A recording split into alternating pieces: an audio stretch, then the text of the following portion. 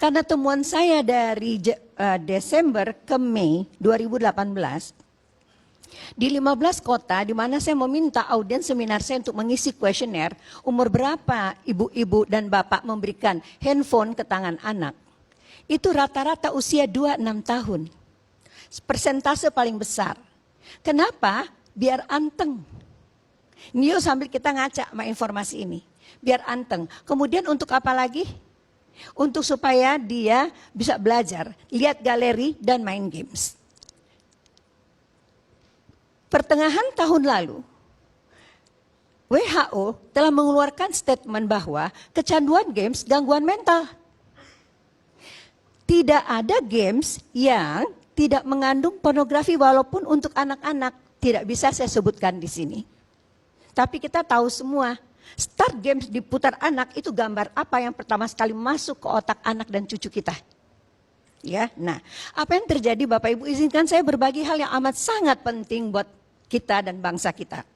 Saya dan teman-teman melakukan penelitian ilmiah terhadap anak-anak berusia 12 sampai 16 tahun, ya, SD sampai SMA menggunakan EEG dan functional MRI.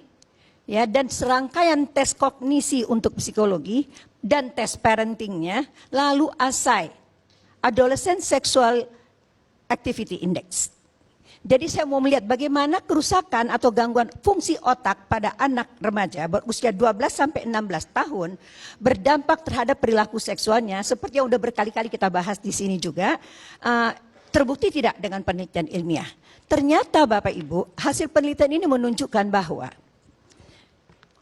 dopamin yang keluar oleh karena seorang anak melihat pornografi tadi pada usia pelaku ini berusia 12 atau 14 tahun, 16 tahun, itu membuat dopamin mengalir ke depan.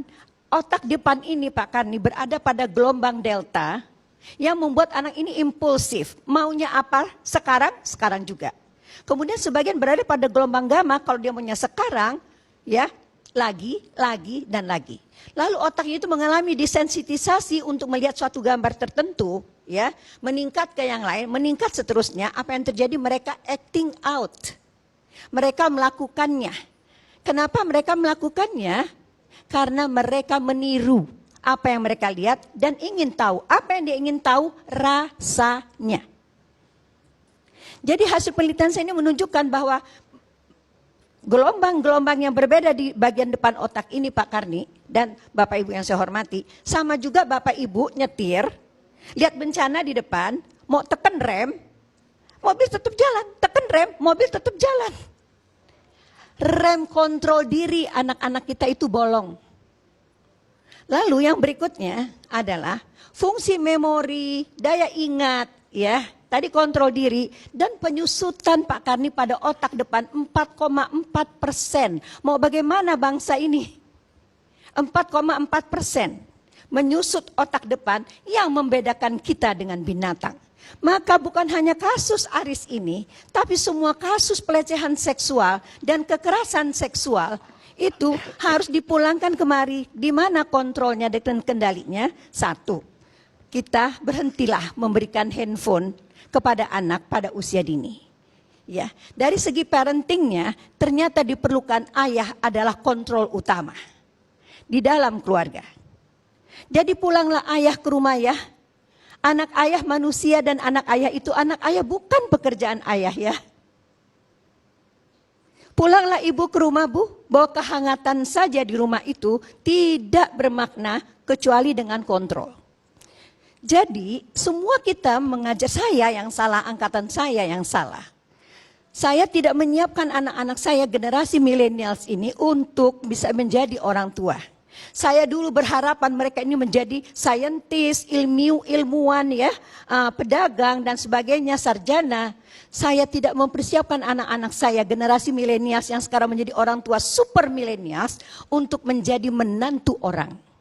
Saya, angkatan saya dan di bawah saya lupa menyiapkan anak-anak kami untuk menjadi istri dan suami orang.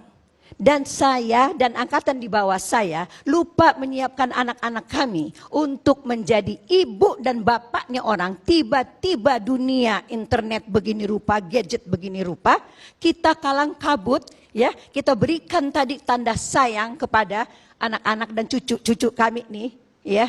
Gadget pada usia sangat dini dengan konsekuensi penyusutan otak depan 4,4%. Temuan lainnya yang paling penting adalah bahwa ternyata gangguan otak lainnya itu yang terjadi sama dengan narkoba. Narkoba ada badannya. Pornografi, rumah wifi, handphone di tangan, handphone canggih, pulsanya dibayarkan. Games tersedia, penyusutan otak depan 4,4%. Nah, jadi maksud saya di sini bahwa jalan konklusi ini mau kebirikah, hukuman matikah, berpulang kepada kita sekarang orang tua untuk menjadi orang tua kembali karena ternyata hasil riset yang lain tidak ada hubungannya kecanduan kerusakan otak depan dengan tingkat kecerdasan. Jadi nggak bisa melihat anak-anak dari reputasi akademisnya saja. Ya, lalu kalau misalnya yang kita perhatikan hanyalah pelaku saja, pelaku ini semakin mudah, Pak.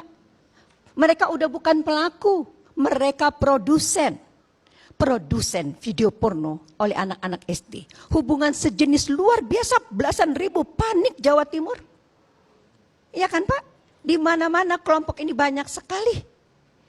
Jadi saya menghimbau ke depan, tadi saya sudah bicara dengan sahabat saya, Bapak Dr. Fidiansyah dan Bapak Deputi Perlindungan Anak Kementerian Pemberdayaan Perempuan. Tadi apa yang disampaikan oleh Dr. Fidi, ini masalahnya baru restorasi terhadap pelaku. Apa kabar dengan korban? Semakin banyak dan semakin mudah. Jadi saya rasa ke depan pemerintah atau dalam hal ini Kementerian Pemberdayaan Perempuan harus punya badan-badan restorasi di seluruh daerah, BKKBN semua, kita semua harus bergerak. Kita menghadapi bencana kerusakan otak ya pada bahagian yang membedakan manusia dengan binatang.